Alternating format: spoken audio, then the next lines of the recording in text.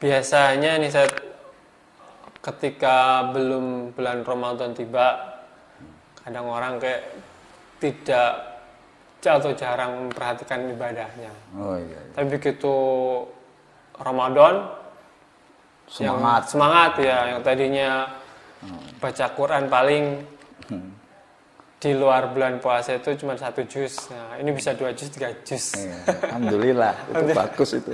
Terus yang kadang sholat sunnahnya, yang kadang qobliyah subuh sering terlewat, ini sampai terlewat, sampai bisa melakukan. Nah, sekarang. Kemudian sholat yang lain yang sebelum duhur, yang di luar bulan puasa tidak melaksanakan, ketika di bulan puasa melaksanakan.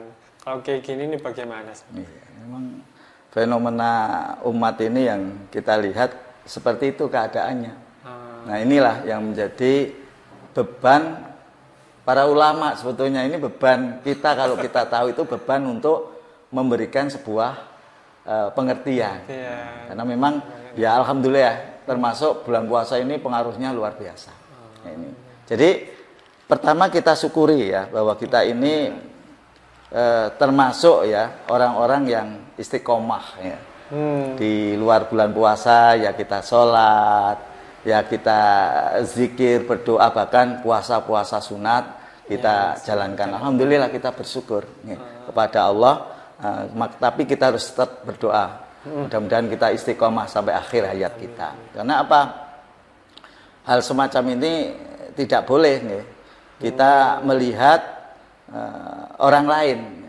Ya, kan banyak saudara kita ini yang semangatnya hanya di bulan Ramadan. Nah, ini tugas kita sebetulnya. Jadi tugas kita untuk mendakwai mereka. Makanya ketika bulan Ramadan itu kita siapkan ya, agenda dakwah untuk menjelaskan perkara-perkara agama ini kepada saudara-saudara kita yang waktu bulan Ramadan pada nggak ke masjid ya. Di bulan Ramadan sudah pada ke masjid. Nah, ini kesempatan kita untuk mendakwai mereka, menjelaskan kepada mereka supaya mereka nanti betul-betul paham dengan agamanya. Bahwa agama ini bukan hanya Ramadan saja yang kita jalankan dengan semangat, tapi pada hari-hari yang lain harus kita jalankan dengan semangat. Karena kita matinya kan nggak ngerti, kan gitu. Matinya nggak ngerti, matinya apa di Ramadan atau tidak. Yang jelas amalan-amalan ibadah yang kita lakukan itu kan tujuannya supaya kita dekat dengan Allah. Ya. Supaya kita diridhoi oleh Allah, supaya kita diberi petunjuk oleh Allah, ya, dibela oleh Allah. Nanti kalau terjadi kematian di luar Ramadan pun kita sudah beribadah kepada Allah. Jadi bukan semangat pada Ramadan. Jadi apalagi di bulan yang lain tuh tidak dilipat gandakan, mestinya lebih semangat kan gitu ya. Di Ramadan dilipat gandakan, karuan gitu ya, karuan. Jadi ya semangat. Itu nggak boleh mental seperti itu. Jadi umumnya orang sekarang kan gini. Kalau ada hadiah semangat. Nah, kalau nggak ada hadiah ngelokro. Nah, ini kan dunia. Kalau urusan kepada Allah ya nggak boleh seperti itu. Ya, betul-betul harus kalau dalam ilmu puasa kan imanan wahtisaban, yakin dan hanya mengharapkan pahala kepada Allah. Itu kan sebagai tuntunan kita. Sebetulnya di waktu yang lain ya sama. Imanan wahtisaban sama. Iman dan hanya mengharap pahala dari Allah. Jadi orang yang melaksanakan sesuatu karena harapan itu mestinya lebih semangat. Tapi kalau dia tidak tahu harapan-harapan itu, makanya itu tugas kita untuk menjelaskan kepada mereka. Terus mengingatkan. Iya. Kita tidak boleh berprasangka buruk dengan mereka. Karena akhir hayat seseorang itu sudah ada takdirnya masing-masing. Ada catatannya masing-masing. Sebagaimana yang ini saya catat dalam sebuah hadis di dalam kitab ya, Arba'in ataupun di dalam kitab Riyadhus Shalihin tentang akhir hidup seseorang.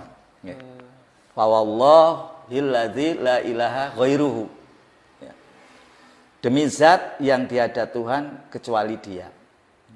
Sesungguhnya ada orang yang ya mengamalkan di antara kalian ya, beramal seperti ahli penghuni surga ataupun amalan-amalan penghuni surga. Sampai-sampai dia antara surga itu Tidak lebih dari sehasta. Tetapi takdir mendahulunya, sehingga dia mengamalkan ahli neraka dan masuklah dia ke dalam neraka. Itu. Jadi kita nggak tahu.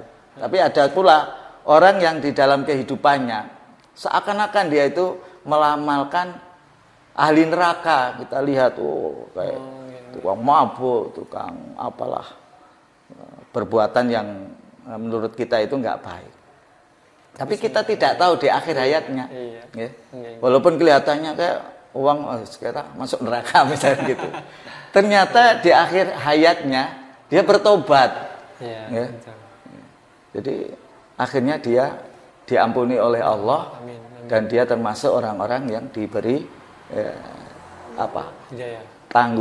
diberi ampunan dan dia bisa masuk surga. Jadi inilah ya, tugas kita di tengah masyarakat kita melihat kondisi semacam ini adalah tugas para ulama, ya, para dai, para ustadz, para kiai dan orang-orang yang bisa menyampaikan balihu ani walau ayah, sampaikan ya.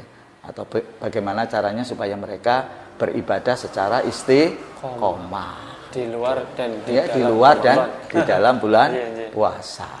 Itu tugas kita memang. Seperti itu. Wallahu a'lam bishawab. Terima kasih Ustaz.